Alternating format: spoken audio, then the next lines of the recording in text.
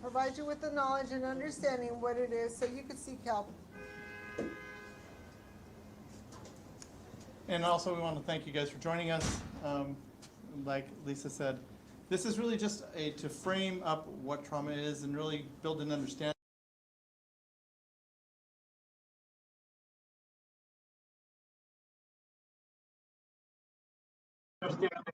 The impact that trauma has, both emotionally and physically.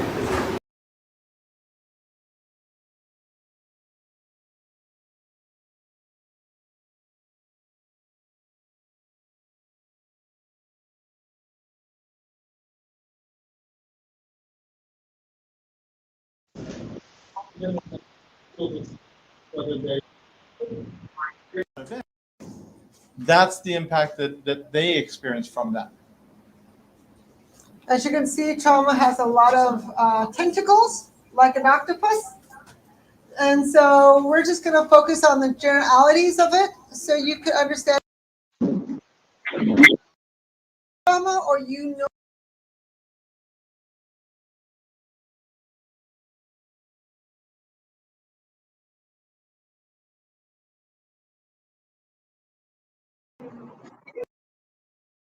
How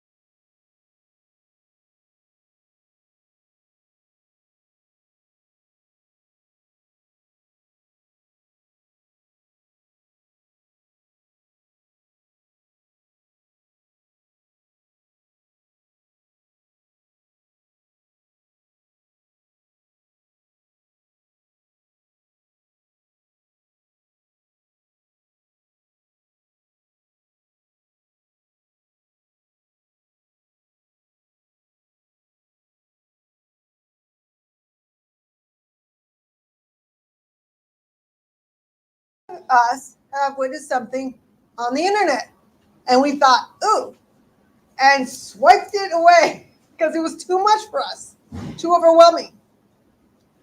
I have done that. That's why I don't see scary movies. No, I don't do that. So on this thing, there's just some of those things. But remember, trauma could be secondary. You don't have to experience the event. You could witness the event either by the web-based, which is now we have access to, what you see on TV, what a person is hearing. You're hearing that event by someone else. That gives you some kind of sense of out of control and a sense of not being grounded. That's one of the indicators about trauma. It kind of tells you like, ooh, I don't feel good inside. Why?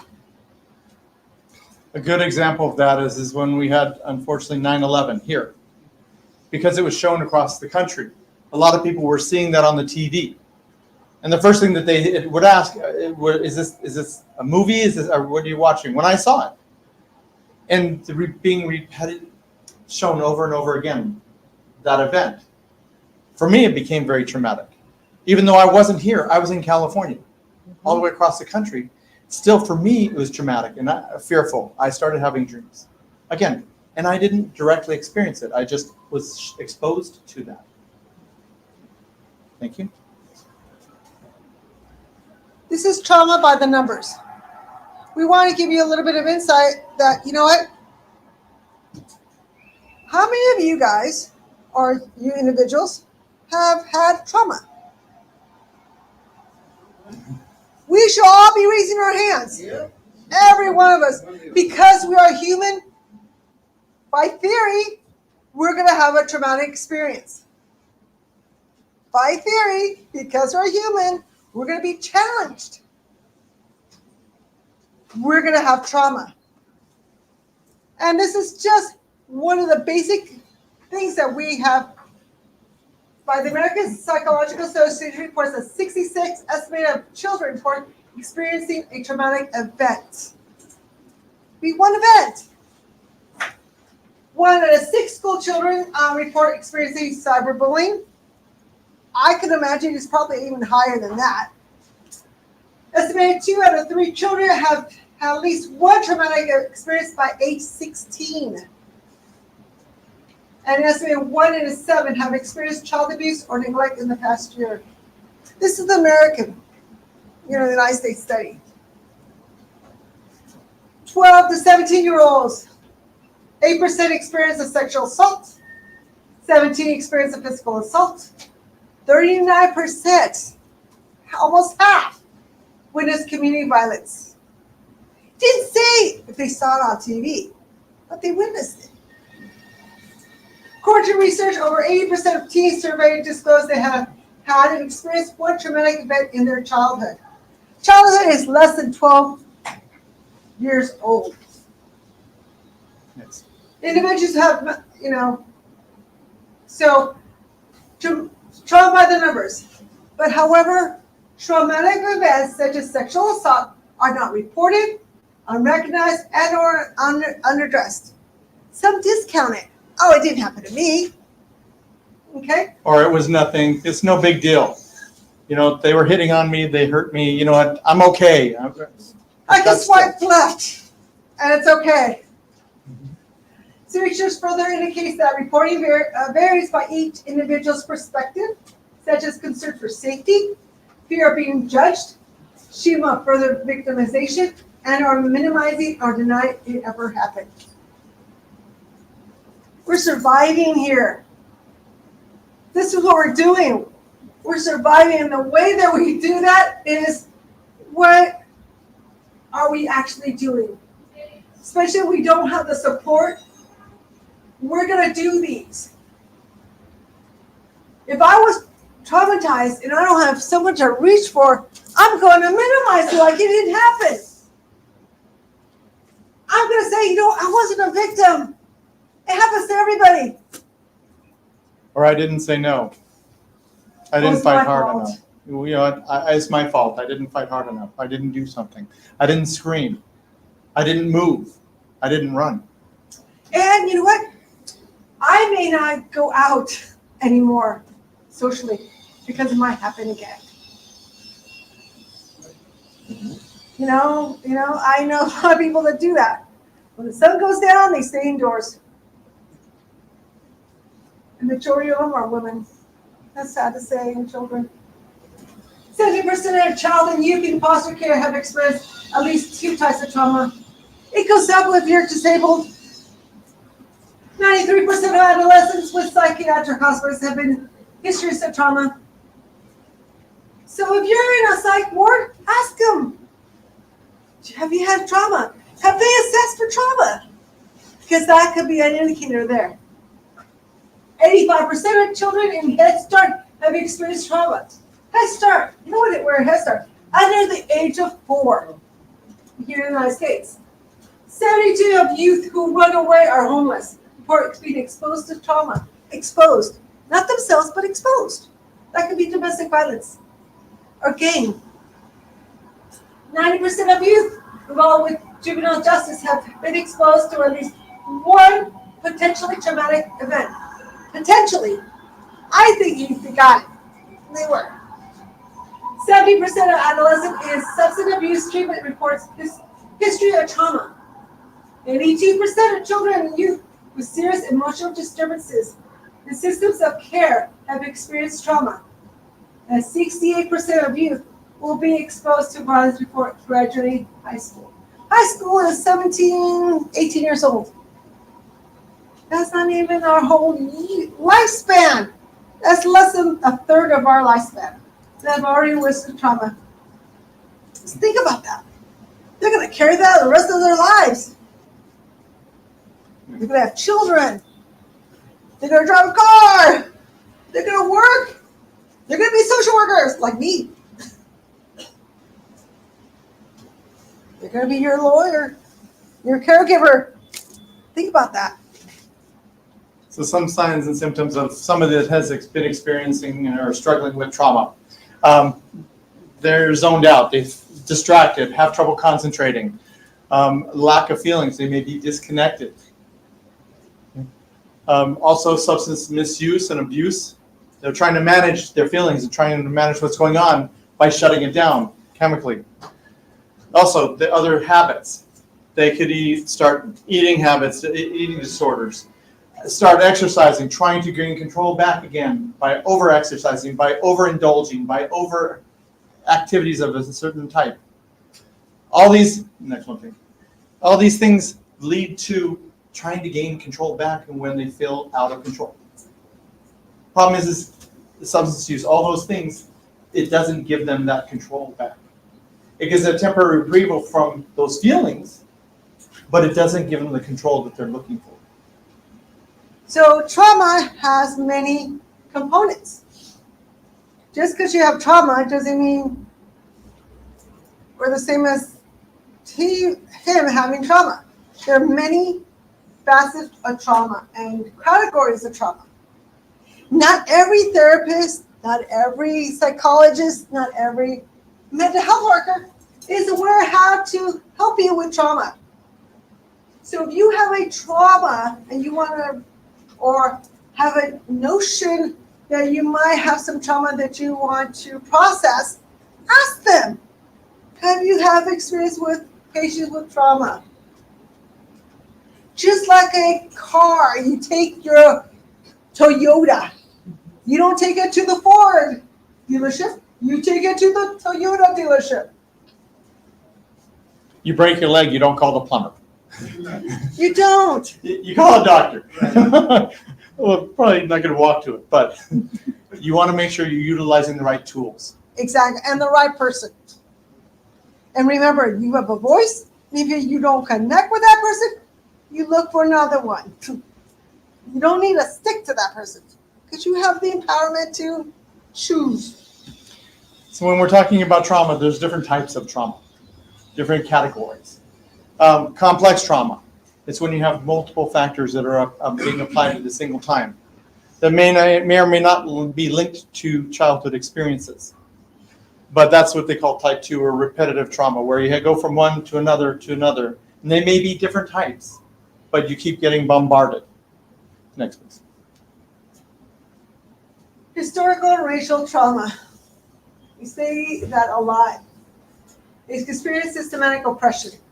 It could be intergenerational.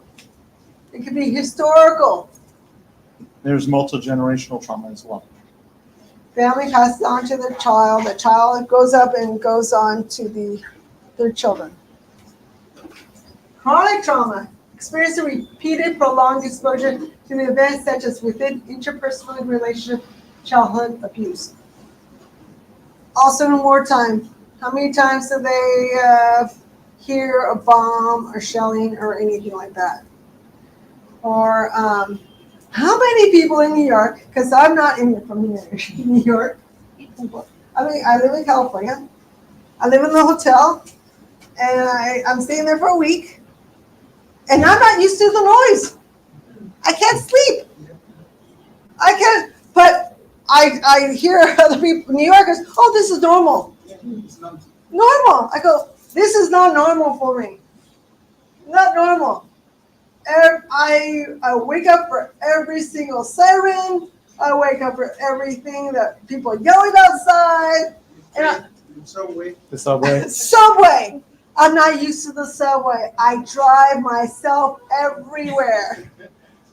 I have to share my space. I can't turn my air conditioning on. And the subway to me is like, oh my goodness, I need space. One thing when I asked a person I happened to meet, and I said, okay, well, what is it? What do you hear? He goes, well, I don't hear anything anymore. You get sensitized. It's like that white noise now, he said. I don't hear it. I know it's there, but I don't hear it.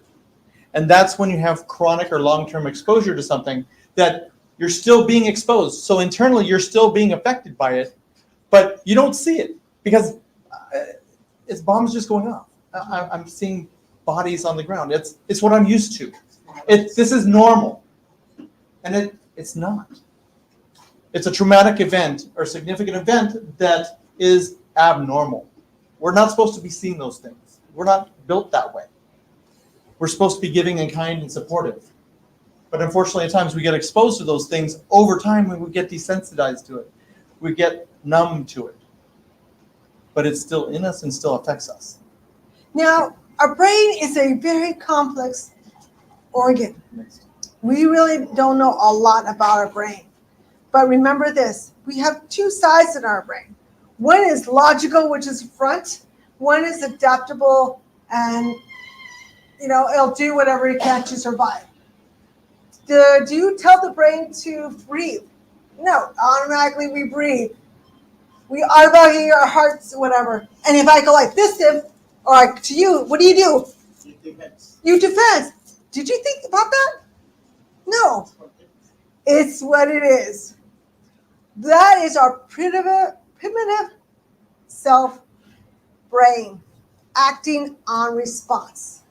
To protect itself. To protect itself. Mm-hmm. Exactly. Mm-hmm. Now, if you had some logic behind it with the frontal, you would say, you know what? He's just showing me an example of what it is. But how many times you trip and what do? Your body's trying to recover right away. It doesn't say, hold on. One foot goes in front of the other so you don't trip and fall. Right? It doesn't act that way. So when you have chronic types of trauma, it comes into a habit. So if a person who has experienced wartime experiences, every time he hears a shelling, what do you think he's going to do? He's going to duck down and cover. Yeah. But if he was logical, it says, oh, that's just a That's a bomb off in the distance. Or there's a fireworks. Yeah, fireworks. No, he's going to just go down and cover because his mind is now reactive to that noise. Okay? So we also have acute trauma, which is a single event, a one-time event that we're exposed to. And go ahead. And there's two types of those. One's a big one and one's a small one.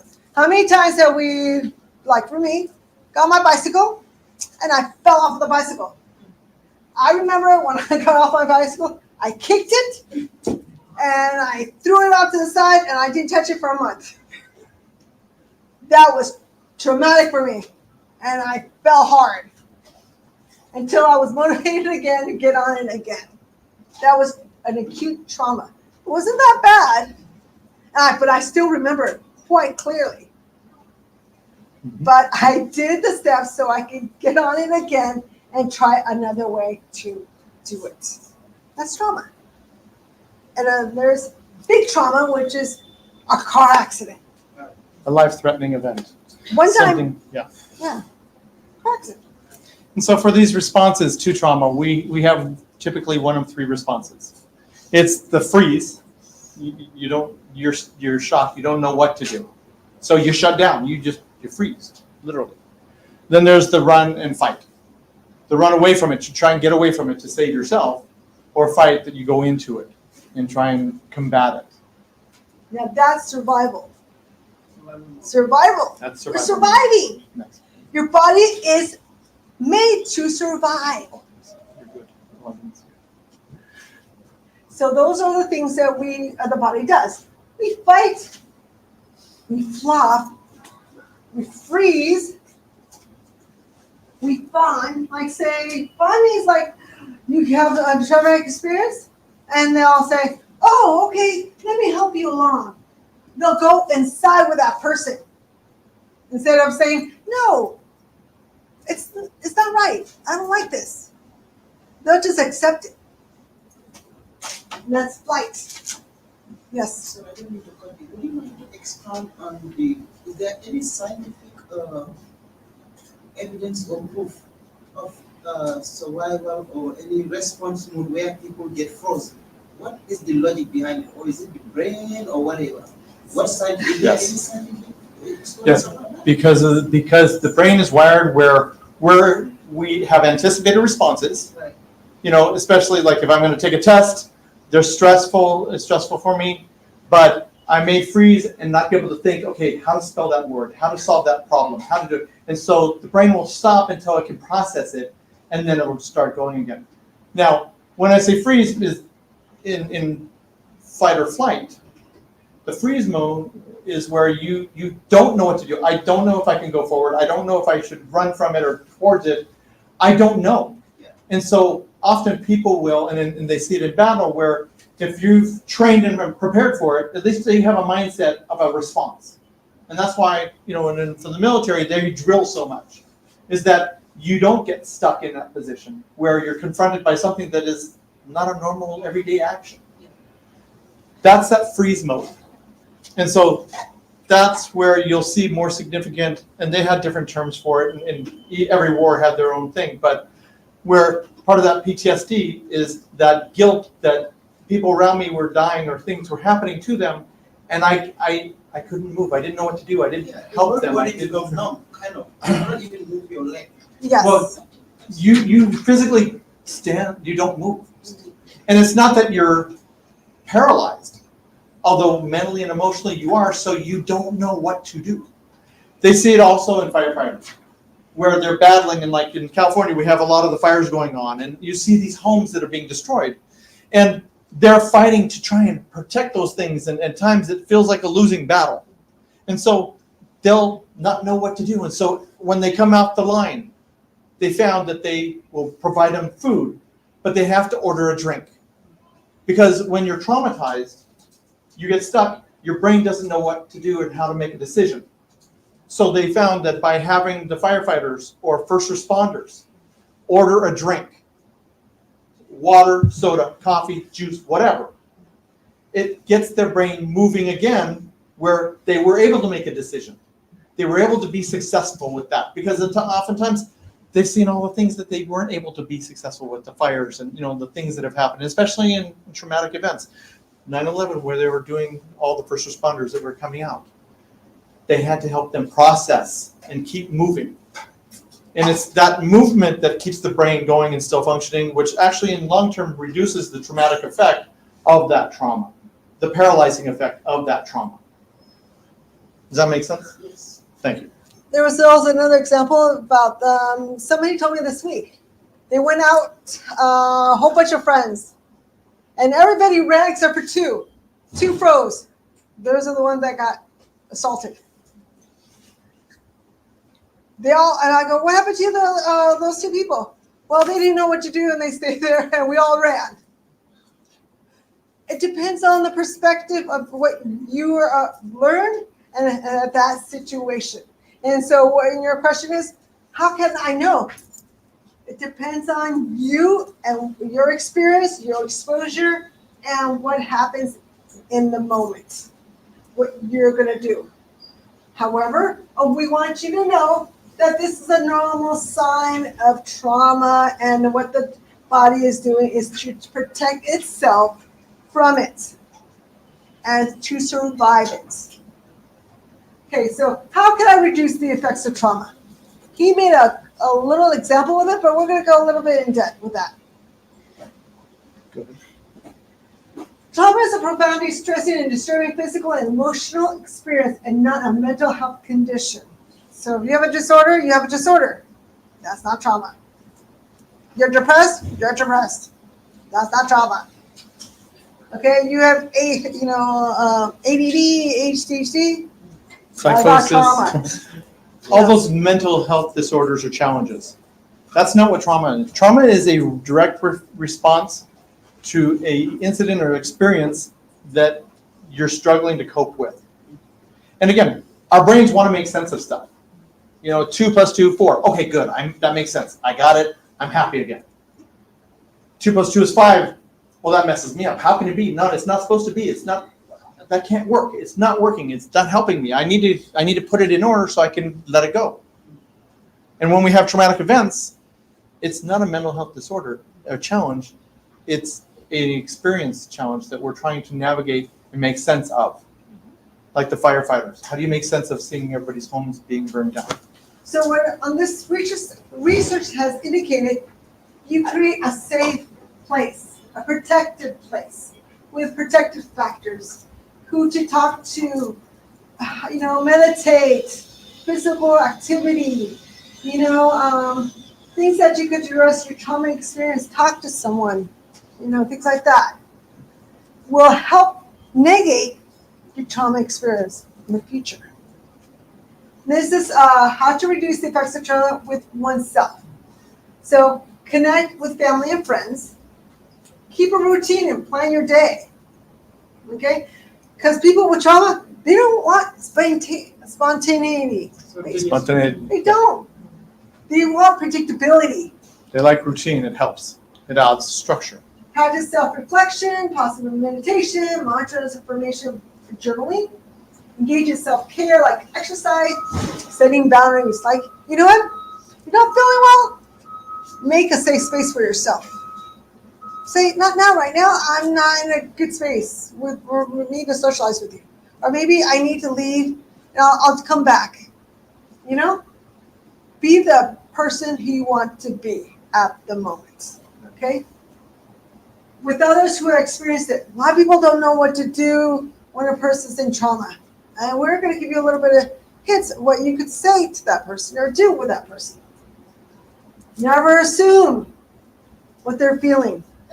How many times they say, you must be tired. And you're like, not me. I'm not tired. I'm just anxious. And you get more upset. What's the difference? You're not a doctor. So don't diagnose them. It's being insensitive.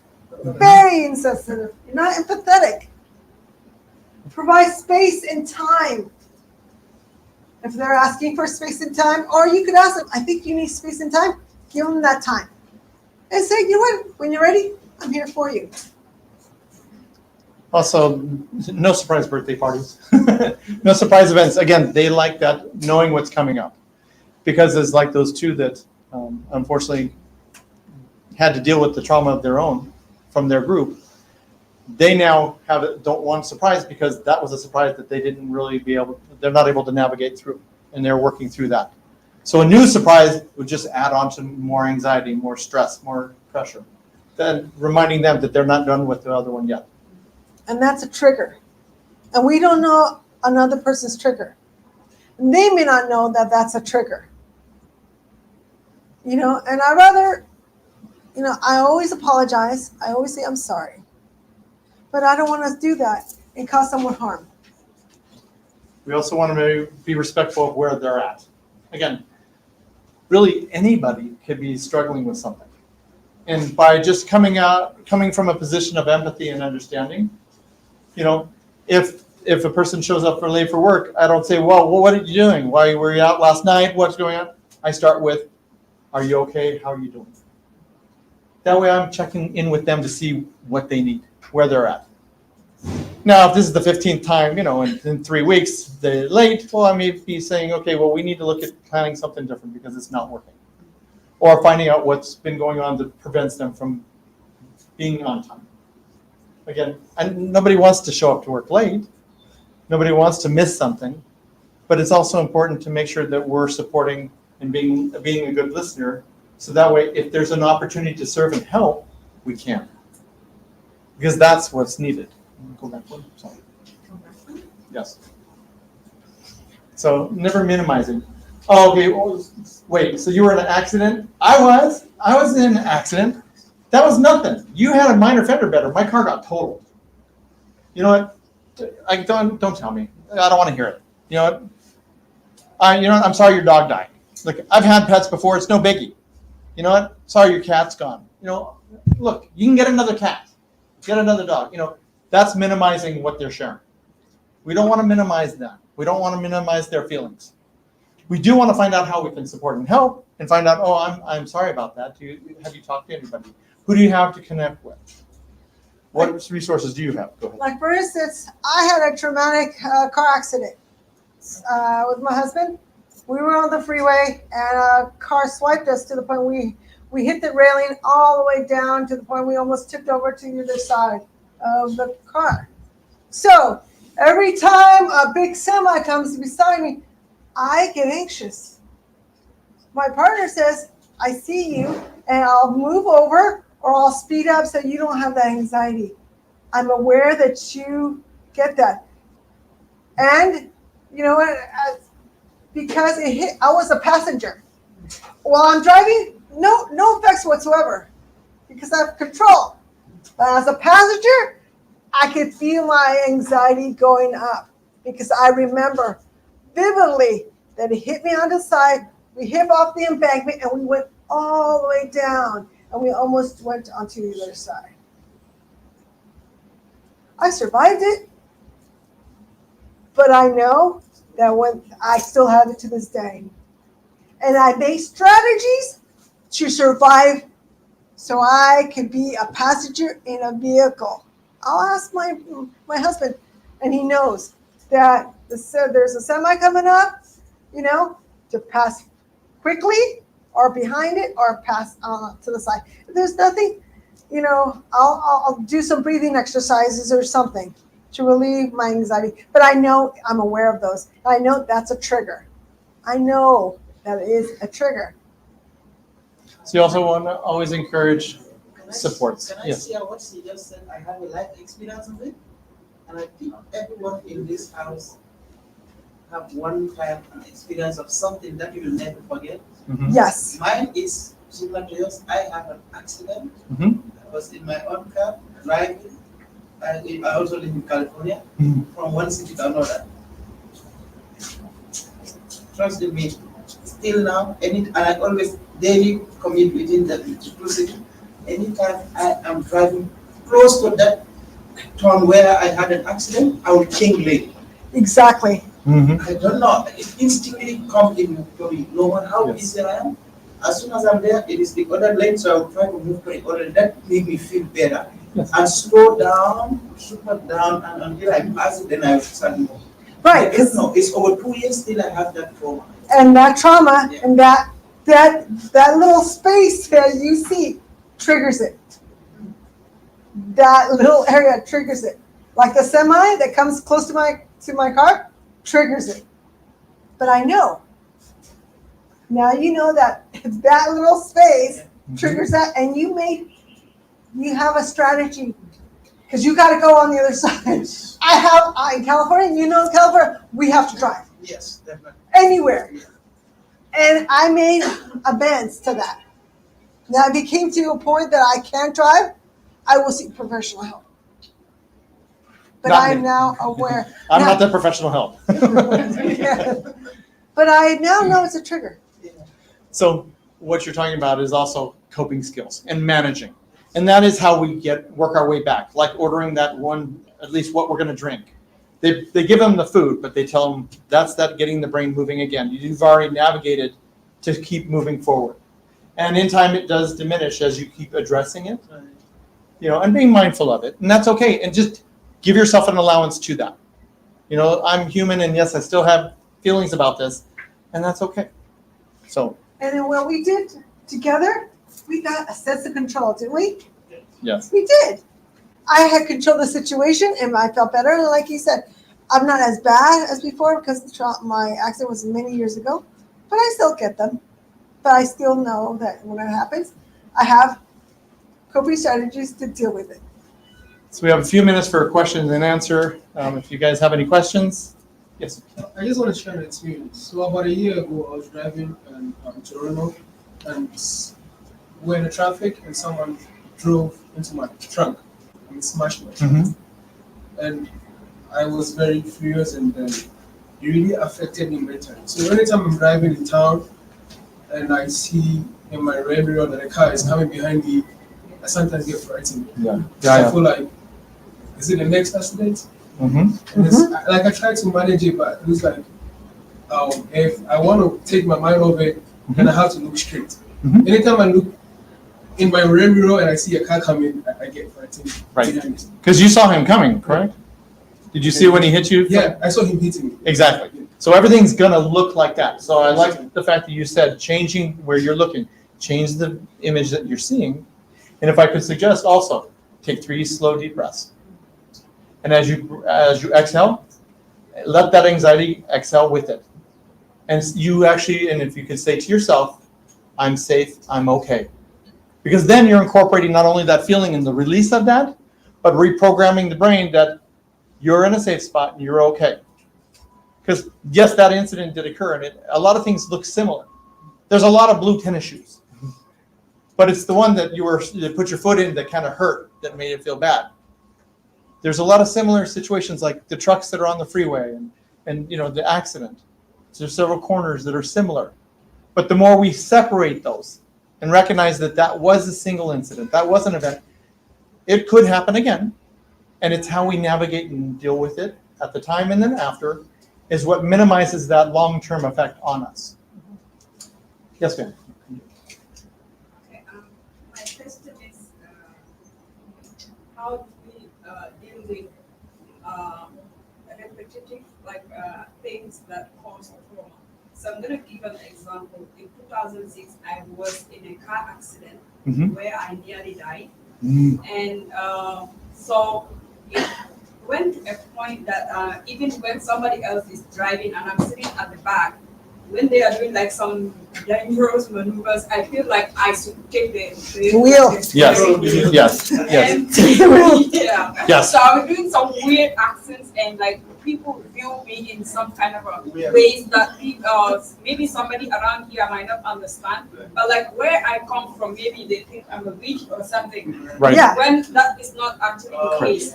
Until I was trying to adapt to the situation. In 2020, I had another accident, and I was in a coma kind of. And then it becomes so bad that even though I can drive, whenever I sit behind the wheel, I feel some kind of way that I don't feel like driving at all. Right. And how do I deal with this kind of something that keeps on like happening? Correct. Because it's not like something that happened once, but it's like it happens many times. And go ahead. And that's where I would say that's where you definitely want to start looking at some professional help and sitting down with somebody that can help you really externalize that and process through that. And you're right, it wasn't just a one-time event. You've had 2. And I've had several accidents in my life and at different levels of impact. And if you're in California or if you're driving, and especially the way people drive now, it's likely to happen. It's likely to happen, and unfortunately. And then with distracted driving and all the other stuff added onto it, it's magnified now the numbers of impact and accidents that are occurring. But for you, what I would say is that not only did it happen once, it happened again. Statistically, it does. But working with somebody that can help kind of externalize that, take it out, and you can put it on a table and kind of look at it like a Rubik's Cube, like a puzzle, and then say, oh, okay, I don't need that part anymore. You know what? I'm going to work with this part, and start figuring that out. And then learn some coping strategies so when that happens again, you know what to do. Because the thing is, if you don't deal with it, you're going to be stuck, and then your life is going to change, and your behavior is going to change to the point you become more isolated. You don't want to drive.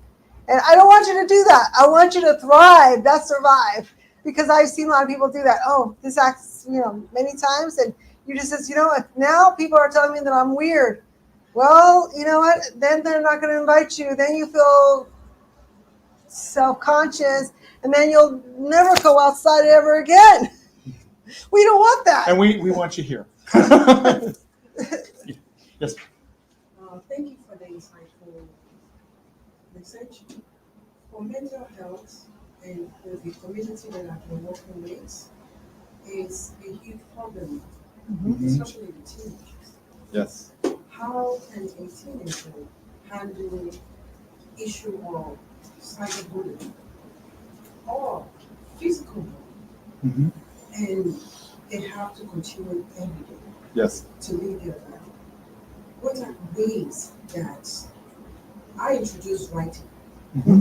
Surely. What are the other ways that they can deal with things like this? For youth, what helps is, and it's hard for them to do, but is to have, and that's where as parents, we have to definitely step in on their behalf and make sure that the authorities are involved. And if it's at school, if the bullying happens at school, then the school needs to be notified and advised. If they fail to do, then you go to the school board and the superintendent, and you make sure that child is safe.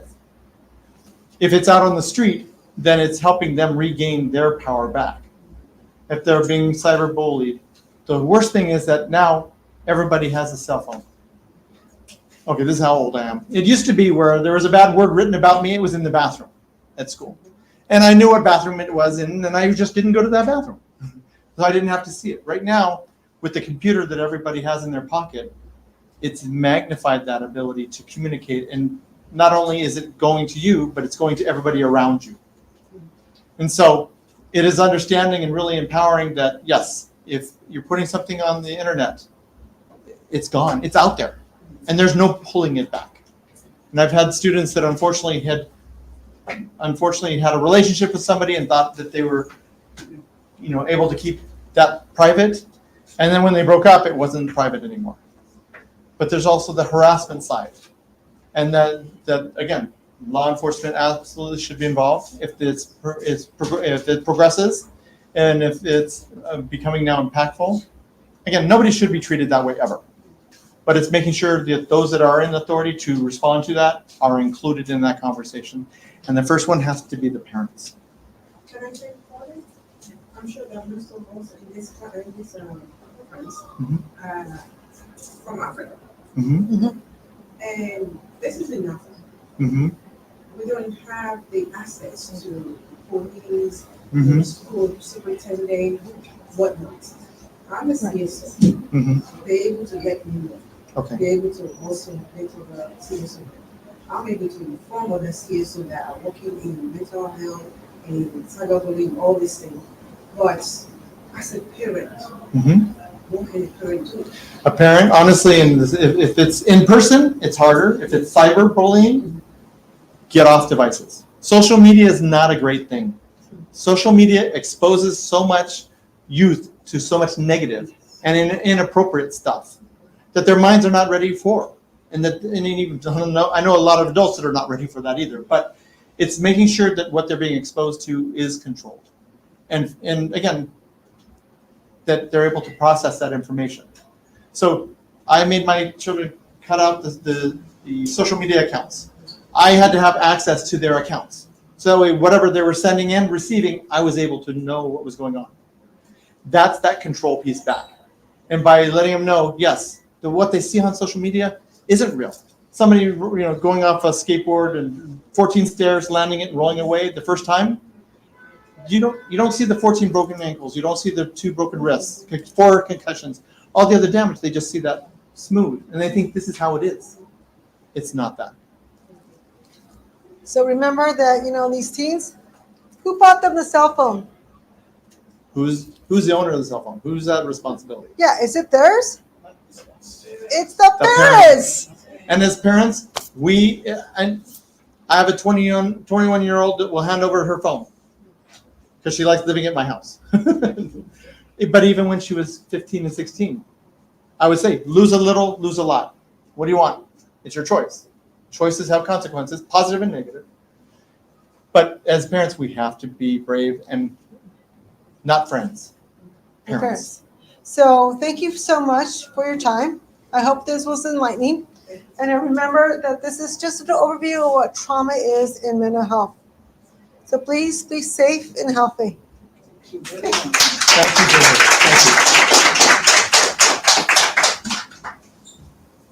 And thank you guys for being here. Can we have some photos, maybe? Oh, yes, please. Thank you. So if we could take the photos outside, that way they have a setup for the next one. Panel is at 3:00. We are interested in photos, please come.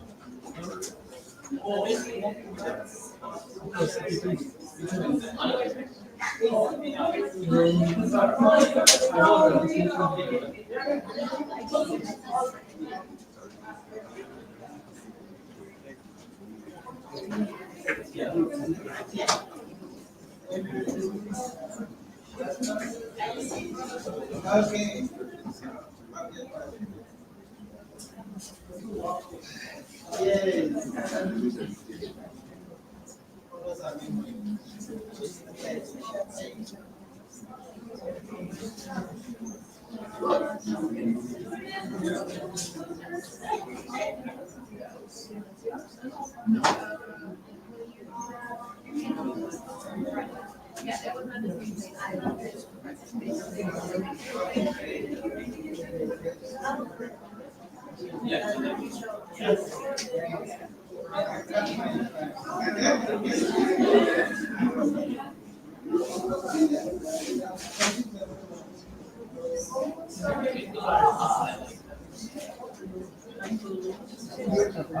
Yeah, but do you have access to the,